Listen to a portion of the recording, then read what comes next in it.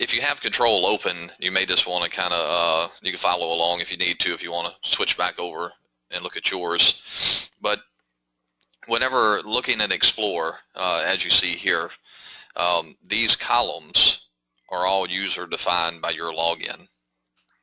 And it's going to be important to set these however you like. And you'll notice when I open my Explore panel, I have a split screen here. So if I was to come in and type in, let's see, we'll just do applied images as an example.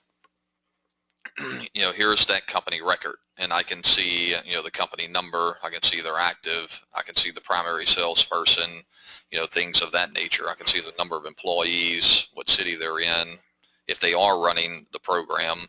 And there's a scroll option here, and I can scroll to the right, and I can see their primary products or secondary products, things of that nature. And a quick way, once you search for your company, you will notice a little slider bar here. If you click on it, that'll then collapse and give you, in essence, the entire view of whatever columns you have visible. You can actually click on any of these and you can sort. You can even filter. So if I had a list of companies that I'm prospecting and I wanted to filter based on a certain company name, I can select that little drop down. Let me snooze this. I can select this little drop down and then it'll give me the filter options. So as an example, if I wanted to search and where employees were greater than or specific to a certain number, I could do that as well. So when you're prospecting, and it just really helps. So when you go into viewing companies, you definitely want to go through and set your columns how you want these visible, and how you do that is just right click, go to column chooser, and you'll see two panels here. And let me expand this and make it a little bit bigger. The standard columns are the typical columns that you will see within company setup. The company name, the salesperson, the address, all of that good stuff. That is really this column, or the standard tab here.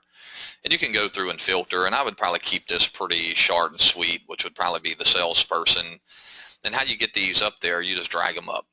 You just drag them wherever you want to put them. That's nice. Just let it go. And if you accidentally add something, just click on it, and you can drag it off up above, and it'll disappear. It'll go away. That's nice too. The additional columns, which is the program version and things of that nature, is under the user defined fields. Now there is a bunch here because we use this internally for a lot of other things other than just sales.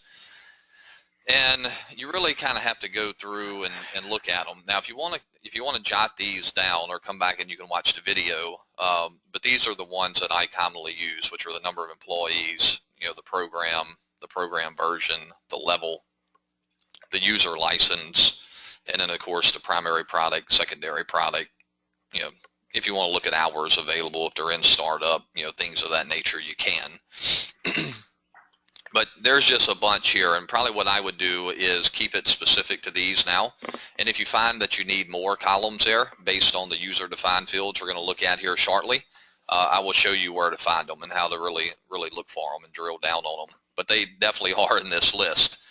Let me close this out. Now down here below is my sub panel, which is the sub explorer, and I view activities when I'm searching. So I can see everything right here at a glance. And you'll notice I have a column chooser here as well, set up, where I have who the salesperson is, who the contact, the notes, the date it was completed, and the result. And this result is pretty important, and we'll come back to that in a little bit. But again, that's just a matter of going in the column chooser and setting those columns. You will not have a user defined field here on activities. These are all pretty simple. And again, you can sort by these and filter down. But if I am prospecting and I wanted to to come in here and search by, I don't know, let's just do sign shop, see what we come up with.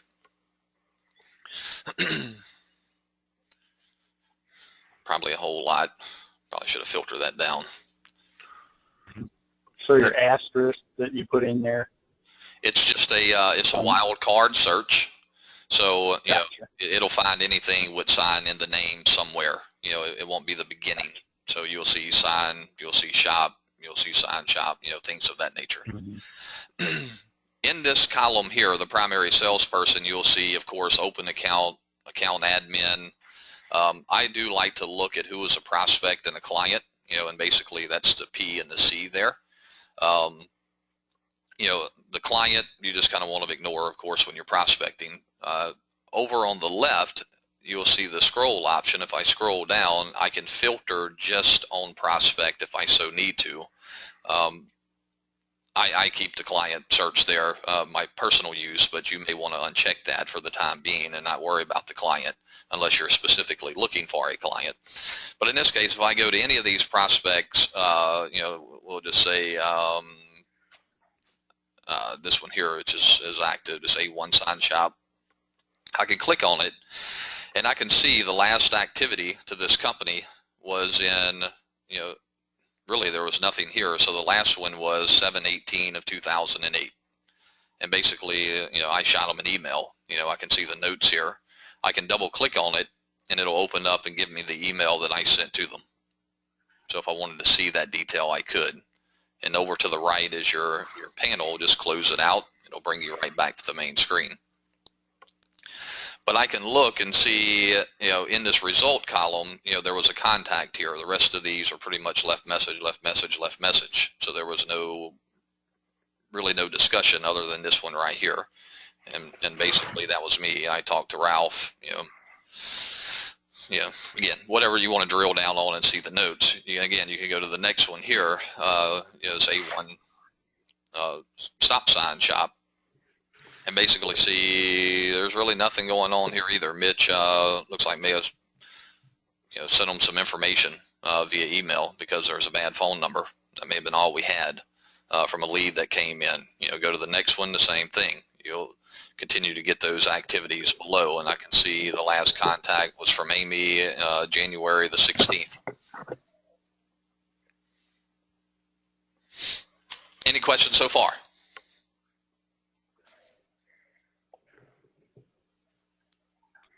All right. And guys, this will be recorded so you can go back through it as soon as we get it hung on the training plan. That's good. So, just soak it in, follow Dean. Don't worry about taking a million notes, and we'll give you one of the things you'll do today once the recording is up. We'll have you go through control and just do what Dean's doing here. Set yourself up and practice using it. That's good. I was trying to hop back and forth between screens to try to follow along, do it as we were talking, but that was kind of distracting. So. Yep. Sounds good. All right. So for time purposes here, we'll keep rolling. Now, if I'm coming in here and I find a company I want to call. Now, one thing is you're probably aware of, we do have what we call a 4-month rule. We don't necessarily notate them in the list here that they're beyond the 4 months, so you got to do some quick math. We'll notice this one here is within the 4-month range, so you want to skip it. You want to move on. If we go back up to this one here, it's outside of the 4-month rule. It's open. We do have an internal background process that runs, and I think it's set for, I think it's like 130 days. And what happens, it resets the salesperson to open account. That means no one's touched it, beyond, in essence, 4 months, and it'll reset it to open account. So if you want to filter on the salesperson on open account, you should find some, or quite a few actually, that are open. But, excuse me. But as an example, if I wanted to call this person here, which is, beyond the 4-month term, it's just a matter of, right-clicking on it, going to activities, and doing a new call. And it'll pop up, and you can give it a quick description up here above, cold call, whatever that's going to be. There is a timestamp, Control-Shift-T. And then you'll see it insert the timestamp right there. So that way you don't have to type that every time. We do that in front of all of our activities, and that, again, is Control plus Shift plus T, the letter T. Control-Shift-T. So again, just do your timestamp when you call them. whatever that's going to be, voicemail. And then of course you can complete it. And when you complete it, you can then give it a result, whatever that result's going to be. Did you leave a 30-second commercial? Was there, a demo? Was it a contact? Was it a close? Was it a decision? Things of that nature. And I will email you guys the ones that we use. There's a paying call, there's a proposal, things of that nature. The startup team just recently added a bunch of these options here. So anyone would see, which is consulting, you will ignore. The rest of them you could use. But in this case, let me just pick 30-second here. We could schedule again. We could copy the notes, assuming we wanted to follow up with this particular company. And we click OK. And there's my new window. And I can schedule this out for the 28th or the 20th or whatever day I want to follow back up with them. And you will notice a reminder field here. So do you want it to pop up and remind you, on the 20th? And if you do, you can just do it at the scheduled time. You can specify a time, or you can make it timeless. So when you come in the morning, it will give you the list of ones that you need to follow up with. Or again, if you wanted it to be at 11 o'clock, you can specify 11. It's a 5-minute call or whatever.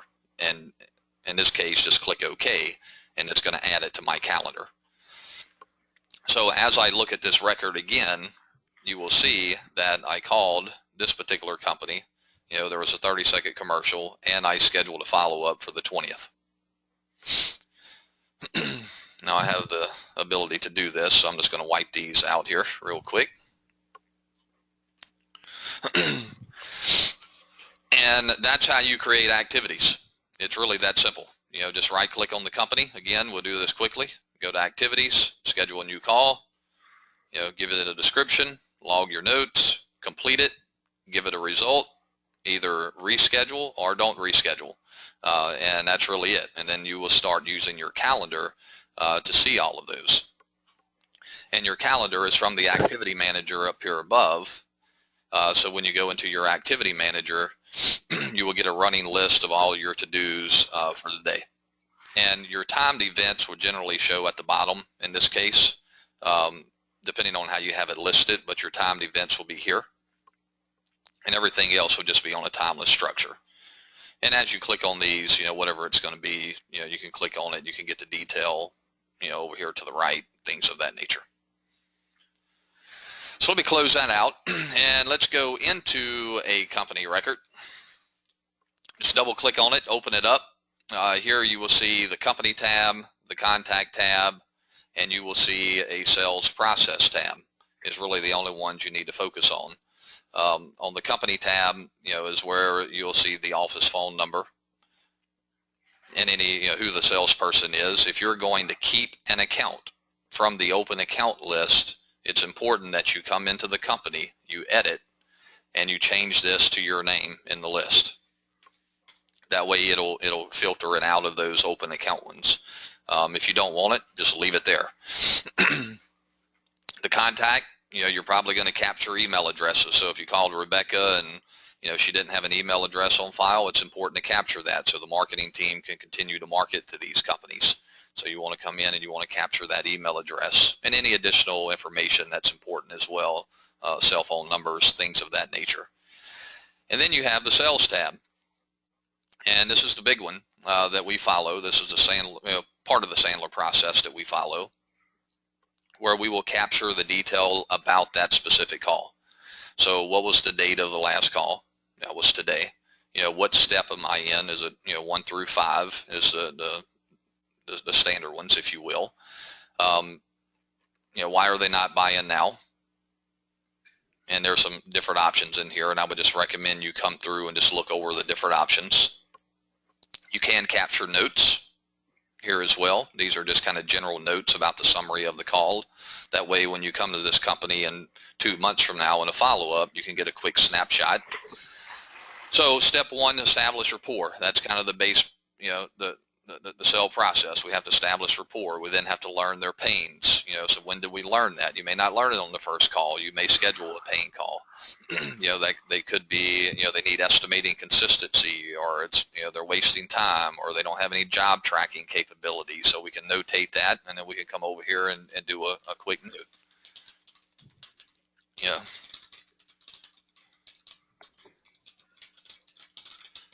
And again, these are your notes, so it's important that you capture the notes that will help you.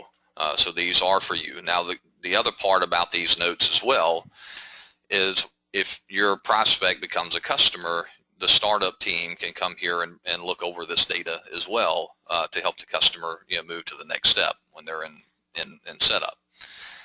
Are they willing to spend the money? So we want to capture that. Can they afford it? What type of payment method is it going to be? Do they need some type of term? Are they going to do a monthly subscription? Are they going to just purchase it outright? Things of that nature. Scrolling down the list, we will see the decision makers, who they are. So we want to capture that. Who is the decision maker? Is it multiple people? Is it a committee? Is it just a primary owner of the company? Who that decision maker is, and who your influencer will be, if there is any. A lot of times you may have a production manager or a CSR that's helping influence the sale. It's good to notate that. And then, of course, the date it solves their pain, which is really the demo. So when is that done? Sometimes there is multiple demos, so we want to capture the first demo done, and then if there are additional, we want to capture that second demo when it would be done. But the important piece in your initial calling will be these probably top 2 or 3, 4, 5 categories here. From a forecasting standpoint, we will capture the forecast details. So what's the probability of that sale? What application do they want? The number of users? Do they want the inventory module? Do they want something in the future like Sirius Online? You will see a first payment date and the date set if they are going to run on like a payment term, which we try not to do, but at times we have to go there. We will set up that payment structure here. Number of employees, number of locations, number of orders if they're with any association in the industry like Mid-South or IRGA or the Repro Max group. We can capture that information here. And then, of course, we have the primary products. So this is another key piece we want to learn. What products do they produce in-house? Are they wide format? Are they electric? Are they textile? And then out of that, kind of what's the split? Are they predominant wide format? They have a role in flatbed, and then maybe their secondary product is going to be screen print, textile, as an example, wherever that's at in the list here. Screen printing, textile, or flat. It doesn't matter either way.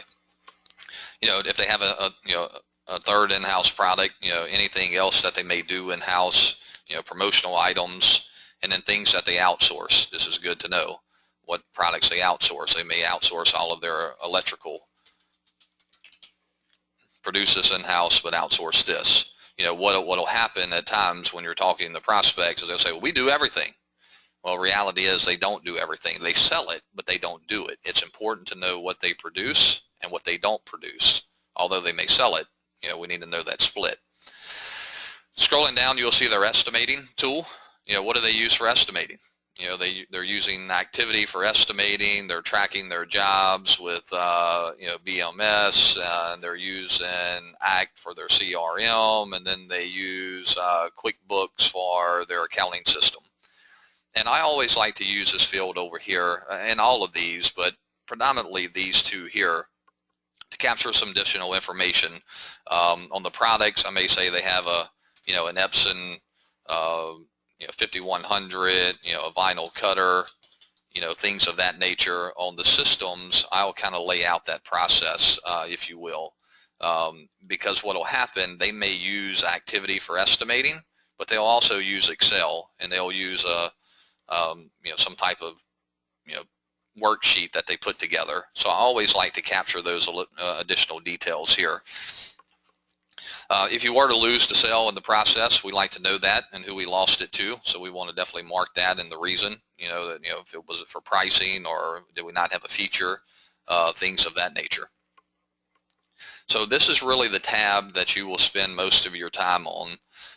So what I like to do is when I'm prospecting is I'll find the company, I'll dial the number, and I'll come to the sales process tab. And it helps me in when I'm questioning, and probing the customer of, what they do, how they do it, I'm making sure I'm checking all the boxes as I go along, and then I'll log my activity at the end of that call. Hey, Dean. Yes. With estimating, do you find sometimes that the owner, the old guard, kind of does it one way, and then you've got other people in the business that maybe actually use the system to do the estimating, so they kind of do it in different ways? Yeah, you'll find that a lot. Yeah, and you may never change the old person, but that's good to know. I mean, that's good information you want to capture, and that's probably going to be part of that is going to come from the pain process. That's going to be an issue for someone, so we want to capture that probably in the pain section area. Okay. Now, the activities tab on the company, yours is not going to look like this. Again, you want to go to column chooser, and you want to define what you want listed here. And if you take a quick snapshot of mine, you're probably going to want to run something very similar to this. Of course, you can change it. You can, again, make it your own, whatever is good for you.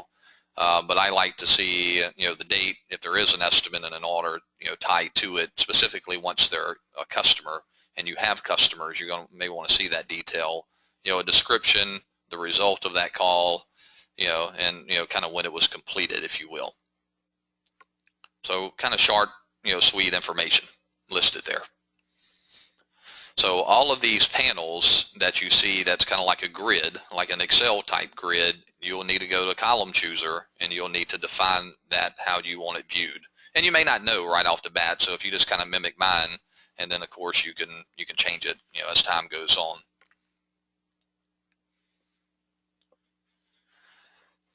And that's really what I wanted to show you this morning.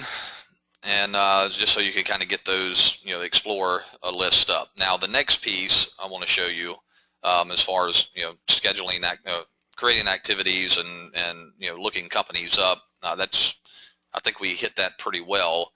The next piece, let me close this out. Just have to remember, every time you need to go into a company, you need to edit on the right, and then when you're done, you're going to have to save on the right-hand side. All right, so back here at Explore, and let me close this out. We'll do a new one from scratch.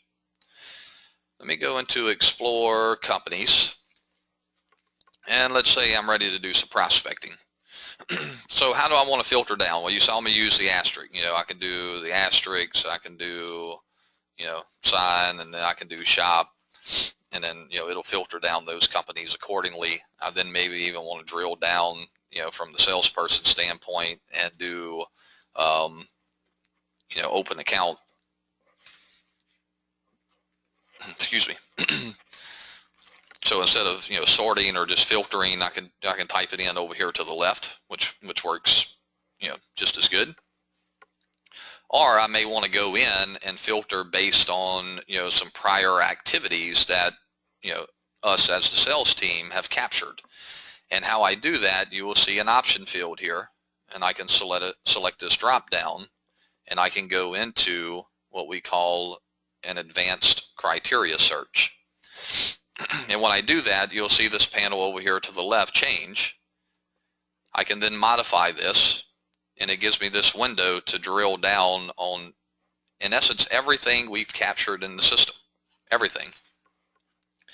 So I may come in here and I'll clear this over to the right, and I'm going to go into company criteria, general criteria, and I'm going to be prospecting. So I only want to look at prospects, and you'll notice the little add button here.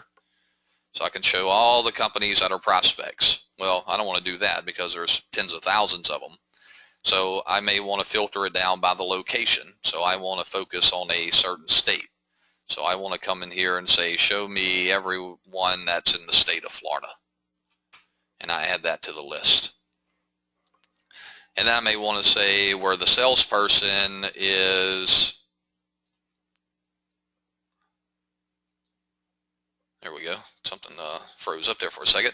Where the salesperson is equal to, maybe account admin. And we're going to hit the open account. And then the nice part about it, you'll see these user defined fields here. And then I can filter down the cells. And then in this column is everything we capture on the sales tab. So there's quite a few here. But I may want to say where the primary product is equal to, wide format roll, wide format flat, or you will notice there's an option up here that equals to, or there's an option down here at the bottom that shows contains. I like to use the contain, and I can just type in wide and click OK.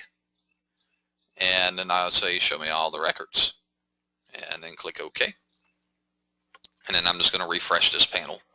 So now it's going to then query the database on the thousands of companies we have in there and filter it down to match this criteria. Now once you find a criteria that you like, you will notice there's a save option over here. So you don't have to build this thing over and over and over.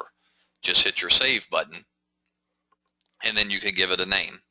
So you can see this particular result that I queried on has 30 companies. There's their employees that have been captured, assuming they've been captured. Otherwise, they'll just show 0. But if I wanted to call this one here, I just click on it, and then I can see the last time they were called was 8/1 of 2013, and we left a message. So it's wide open.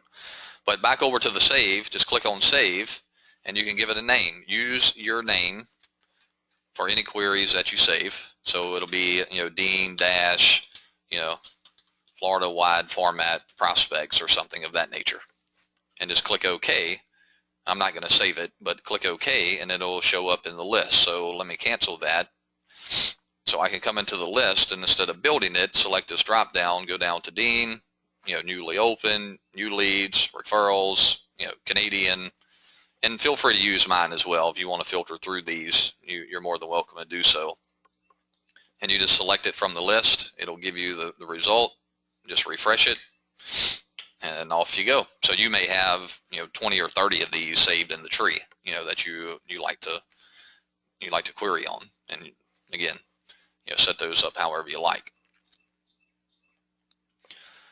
So we could do that, do the criteria and just have a different one for different states or sure, something like that. The same exact criteria except from different location or whatever.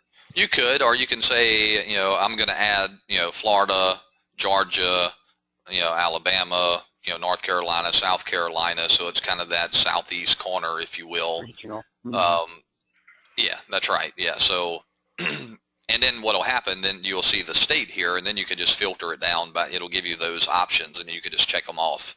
So instead of having a bunch of queries like that, you can do some filtering once you have the result. I think you'll find if you get very specific, you'll limit your list, and you probably want a good handful to kind of pick through. Right.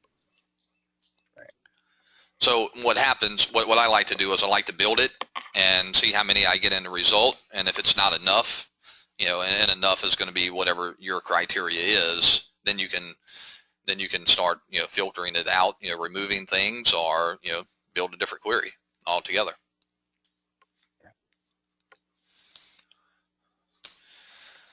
All right, I'm going to stop this recording.